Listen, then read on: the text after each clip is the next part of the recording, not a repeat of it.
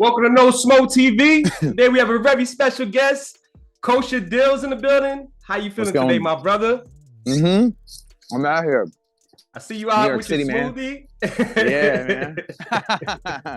Yeah, man. You've been a busy man lately.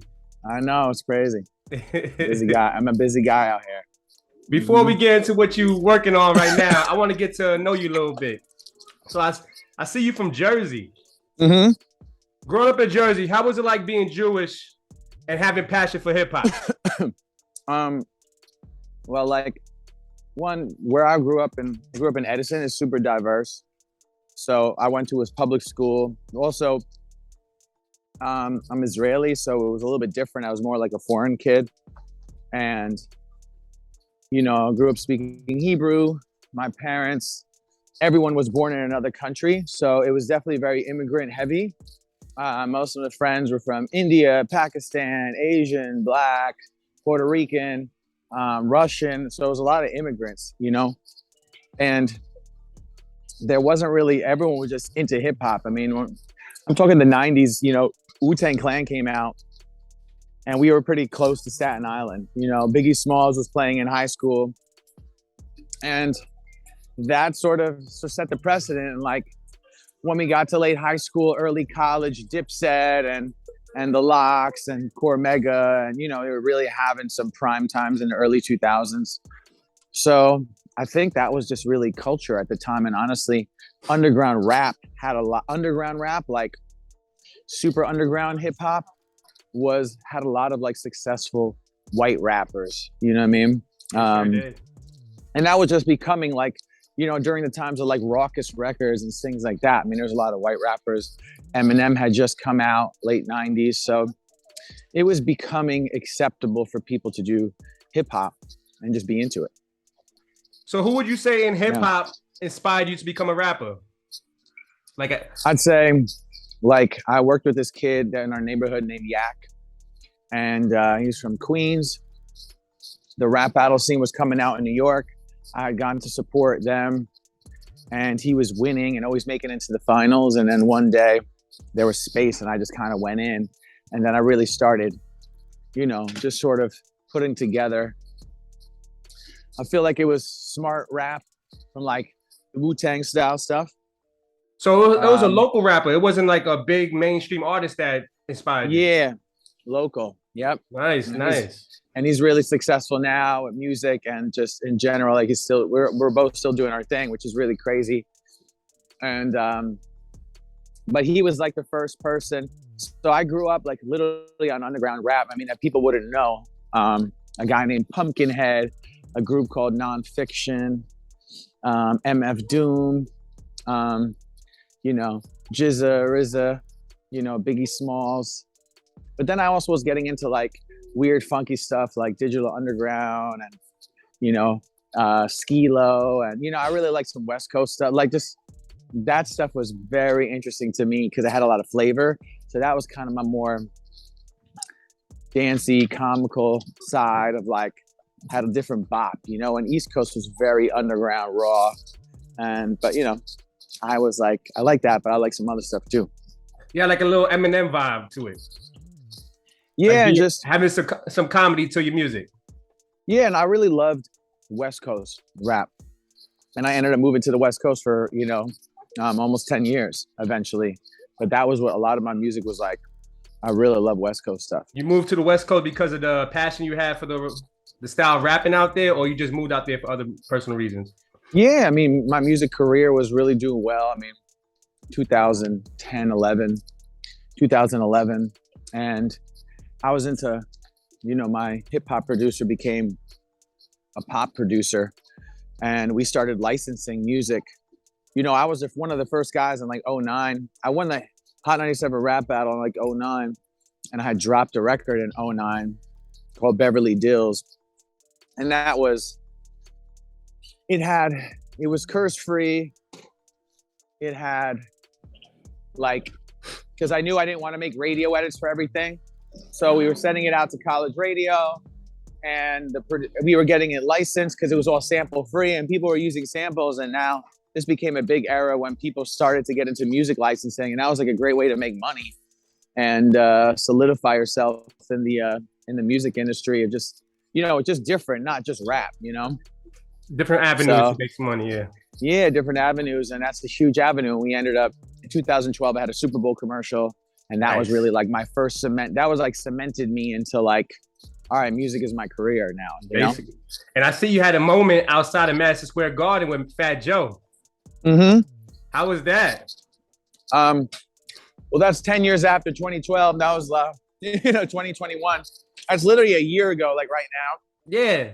And you know, social media has changed the game so much that I was like in New York, I realized that like people are on Instagram and sharing these clips, you know, of like crazy New York stunts.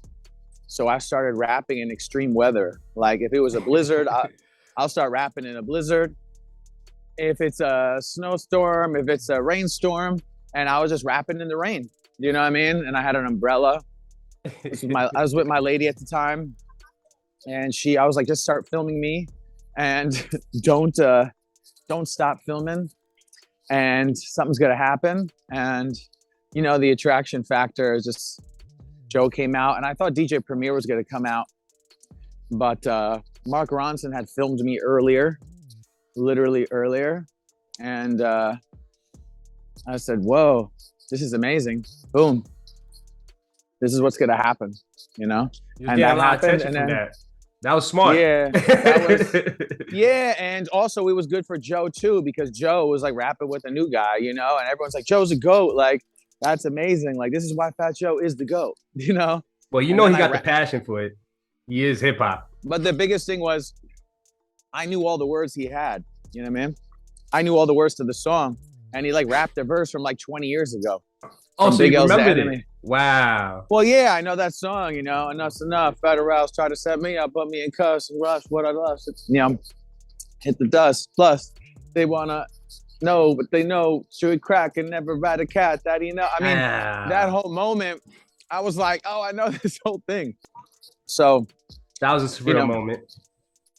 Yeah, that was like a New York moment, you know? Yes, it was. That's why I had to talk about it real quick. But let's get into Wildin' Out. I see you was in season 18, 19, and 20. Yes. How was that experience for you? Season 18 was crazy because, you know, we went to audition, and we didn't know if we were going to make the show or not. And then one day, Nick pulled us aside before the end, and he's like, you guys should work together. And that's how I really met him. Oh, really? With my boy Brent. He's like, you guys should do some collab stuff. And you know, because you know, there's so many people there and everyone's doing stuff by themselves, but when you start collaborating with people, that's when the magic sort of happens on that show. You know, like some of the best things they have are the old school battle between Carlos and Chico Bean, and they're just bugging out and doing this thing, and that's like something that specifically works on the show, but they won't do that at 85 South. So Nick was like, why don't you guys try this? And, you know, we do it. And now you're on the show.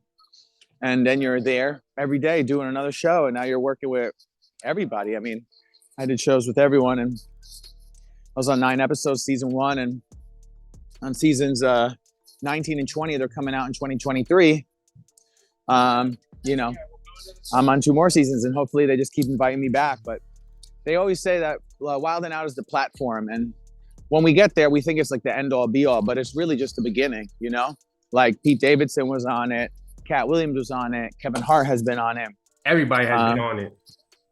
Yeah, now I'm on it too, you know? And that's really cool. I mean, it's really dope. With that being said, and you be on Wildin' Out, you don't have to answer this, but I have to ask you anyway. With the comments Nick Cannon made to the Jewish community, did you feel a certain type of way, or you know Nick Cannon's heart? No, of course I felt a certain type of way, but you know, he did the work that was necessary for everyone, and the powers that be at all these networks that are like, yo, everyone has somebody to answer to in life, right? Yes. Especially at that level, like this is not, it's not the Jewish people. It's literally a network. There's hundreds of people that work there. It's not one person that's pulling the string, and you know, it affects everything. But Nick, dude, he provides a lot of jobs for a lot of people. And if you go there, I mean, honestly, I was treated really good. There's another Jewish cast member, or MASH. Oh, we have kosher food all the time. People are welcoming. And over there, people talk trash about everybody and everything on set. But like, when those kind of things happen, we really try to, like, I don't think anyone should ever be canceled forever. And if Nick was willing to do the work, and that's what he did, and he got the show back, it was just ironic that we got on that show at the same time. The show was going to operate with or without us, and it'll be fine without us. You know what I mean?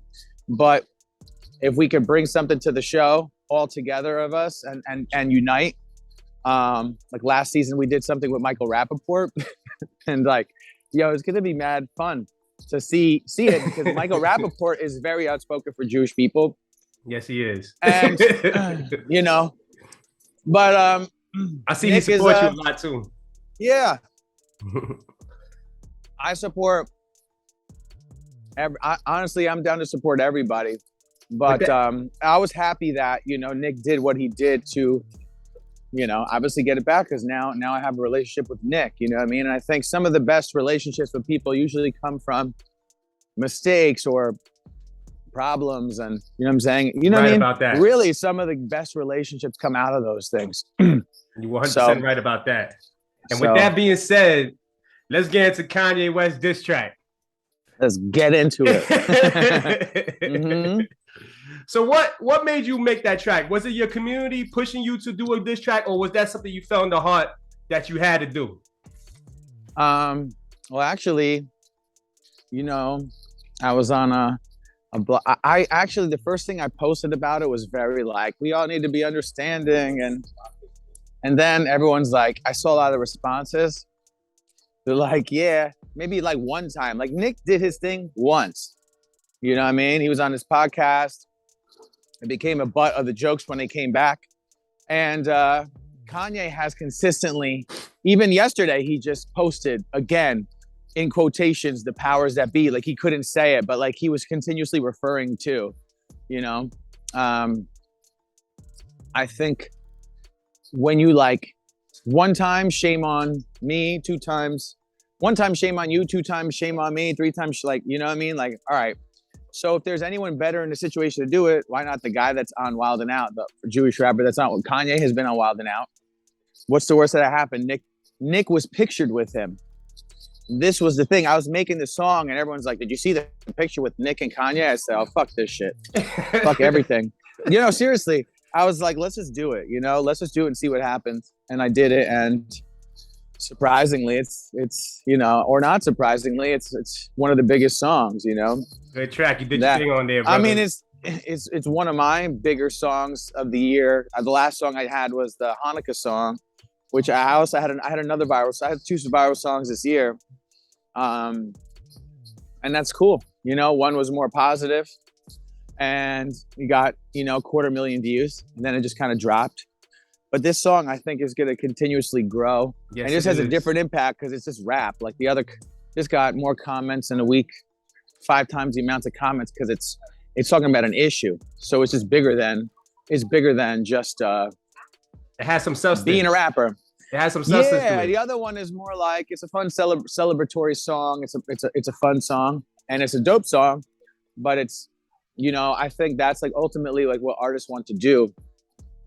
We just want to make songs that just are all big and huge, and everyone likes all of them because they love us. But that's just not the case, really. You know, I mean, life isn't like that, and someone had to say something, and who better to say something than me? You know, because I have the track record of saying stuff anyway. So for me, it made sense like that. You know what I mean? Like you did your thing on the track. I see Kanye's trying to retract his statements and apologize now. Do you forgive him, or you think it's just because Adidas dropped him that he's apologizing? I mean, yeah, I mean, he has to do what's necessary for, I mean, put it this way. Anyone in their right mind, if they take a step back after they saw what they did was wrong, will apologize. You know what I mean? I think that's just normal. Even like when you don't do something wrong in life, you still have like regrets, right? Let's say you're like, oh, really? And you know, you just figure out how to deliver your message better. in his situation, he doubled, tripled, quadrupled, 5 times down with his statements. And all he's doing is really like causing harm. So when he apologizes, now all the people that were riding for him, now all of a sudden are like, well, they're still, you know, they're all caught up in this Kanye fever because they're like clout chasing to be part of this ride or die Kanye world. And now the other perspective is that we're sticking up for the Jewish community is clout chasing, you know? And then there's this other community that I don't want to be part of it. I'm just done with it. Who try to be impartial and say it doesn't affect them, but it affects everybody because the statements he did were not only offensive to Jewish people, offensive to Black people. What he said about George Floyd. That was crazy. Yeah, that was crazy. So, you know, he owes a lot of people apologies. So he should have just apologized to one group of people. He should apologize to multiple groups of people. You know what I mean? Because he's actually just causing friction between two groups of people that have historically worked together. You know what I mean? Jewish people and Black people come from a lot of the same struggles. So what he needs to do is honestly like invest time and energy and with action. And he needs to take a step back and just try to bring everyone together because in the end of the day, all eyes are on him anyway. You know what I mean? I mean, the entire media is running around him. It's not his fault that he's that popular or whatever. He is that popular. He has the ability to really bring people together. And I think actions will speak louder than words. You know what I mean? Yeah, so that's really what I ultimately think. And I think that he just likes poking at people and getting that wow factor from people. Yeah, but at a certain point, you don't have to do that anymore, you know? You don't. That's why, like, I don't understand it. Like, are you really trying to get are you really trying to poke at people, or do you really mean that? Because you a billionaire. Well, you was a billionaire. But I remember his song a long time ago. He said, "Wait till I get my money right, then you can't tell me nothing." He's probably moving like that right now. Yeah, but you did good for your community though, because that track is running good right now. The streams is going good. Everything, the views is going good. Everything's going good for that track. Yeah, I mean, listen, I think if it inspires, I get a lot of messages that says, "I'm really happy that you're speaking for us," because not any of us have that. Not all of us could have done that, you know? Yep. No one could have, because I worked my way to get on Wild and Out a long time. I've been trying to get on that show for a long time, you know, and all these things and all these moments in life lead up to one other thing, and you make another thing and you put it out and everyone's like, we got to drop it right away. And I said, okay. And to find the right video director that could work with me and to find the right producer. I mean, we were going to make that song over a different beat and everything would have been different, you know? Every day that you shoot could have been different. So that's the thing you got to think about.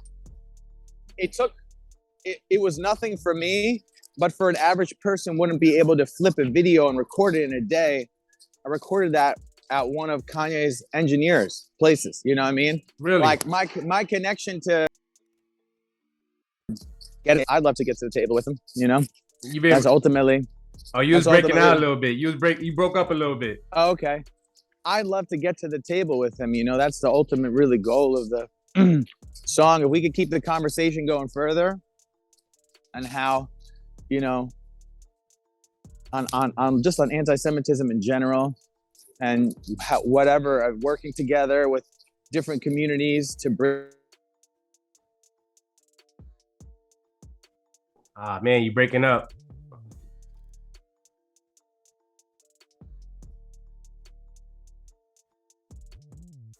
Of what people just think of Jews, you know, because not everyone's not everyone's from like some particular sect of like extremism that like believes this stuff. They're just an average Kanye fan, just like fucking Jewish people, you know what I mean? So if he keeps doubling down, it just makes it way worse for us. You gotta understand, there's 15 million Jews in the world, and Kanye has over 3 times the amount in Instagram followers. That's just on that platform. You know, then you have all his other things. So his reach is worldwide, and you know, he's really the only person that could kind of turn the whole thing around. But unfortunately, all those ride or die Kanye people are gonna be like, "Why'd you pause?" You know, they're gonna stay the same. You know, but only thing it's done is that we've seen a lot of true people's colors during this time. You know, and that's like a big thing. That's a big thing that the Jewish community talks about. Is like, man, you know, we marched with you in 2020. We marched with Asian lives, stop Asian hate, LGBTQ. But where was everybody when this happened, you know? And once you see only Jewish people posting about it, only, you know, you only see Adidas dropping out after 2 weeks. Why don't they drop out after 2 days? Well, you know, you see, oh, there's a lot of historical things that are happening, but you kind of wonder if this was another group of people, how quick would have people dipped out? You know what I mean? So, no, it's, you know. But everything happens for a reason. Yeah. He said that you coming at him, you're going to get some attention to your spotlight, and you're going to bring awareness to the situation that he's talking about, the anti-Semitic, you can't be saying stuff like that. Yeah. You can't, man. It's not right to be saying stuff like that. You're going to get canceled. Right. Look at him. He is canceled. Everybody's dropping him. Nobody wants nothing to do with him. Yeah, but it's not about getting canceled. It's just not right. You know what I mean? People get canceled for all kinds of things. But like everyone has mental illness, you know? Doesn't excuse certain actions. You know what I'm saying? So, you know, that's how I felt about it. I made a song. I put it out. The song's doing what it does naturally. You know, we're putting it out there. People are being receptive to it. And that means it's a good song. And it was done good enough to make a boom, you know? So I hope people keep watching it. And I appreciate you supporting it. Good, right? You've been getting good feedback? Yeah. I got great feedback on this song. I also got a lot of negative feedback, but it's not about being a bad song. It's just about people just hating. You know, no one. Yeah, because it's whatever. Kanye stands. You always gonna have some haters, man.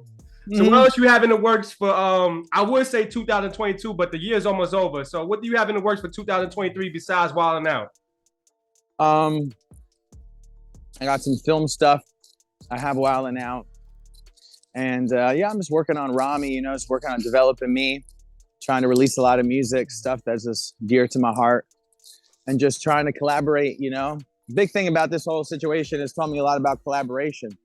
So a lot of artists have reached out to me to collaborate, some big artists, some small artists, and, you know, do it. Ideally, yeah, that's it, man.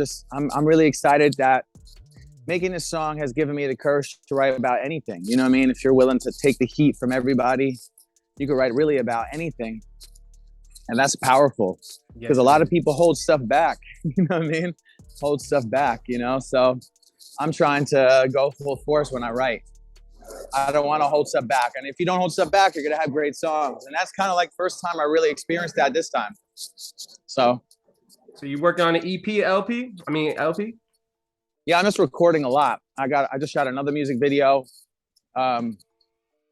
about, you know, Jewish pride and ending hatred and stuff, and for an organization out in Canada. And I'm probably gonna just you know, format it to come out. I just did this collab that came out today for a Halloween song with the girl named Elysian Jane. I did a song with this girl Tracy Dessau out in Paris. The video's crazy. So I have so much content coming out. I have a Hanukkah song coming out. I got, you know, it's a lot. Working. Yeah, man, he's working, dude. I got all kinds of things. I got a comedy festival called Bald Fest. That's a festival for bald people, raising money for Holocaust survivors.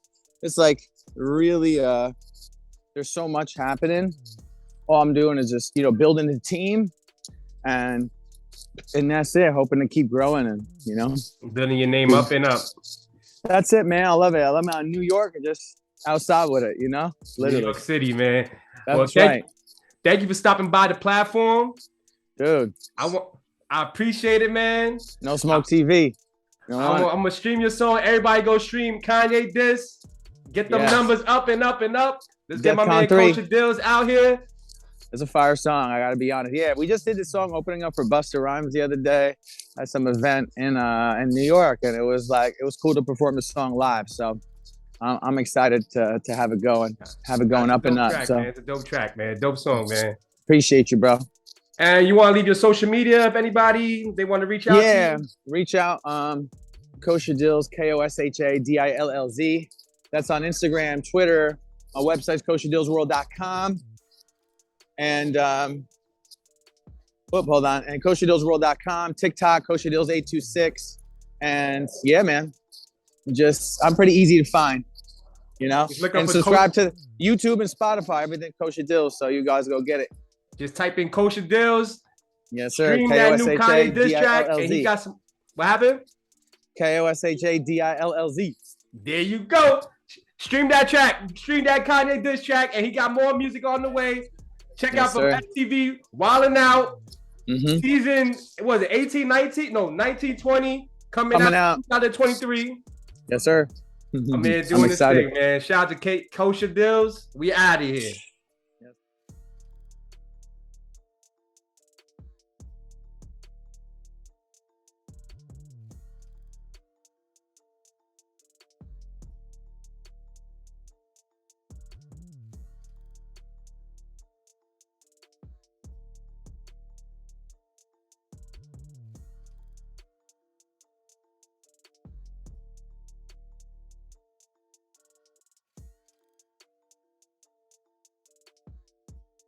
You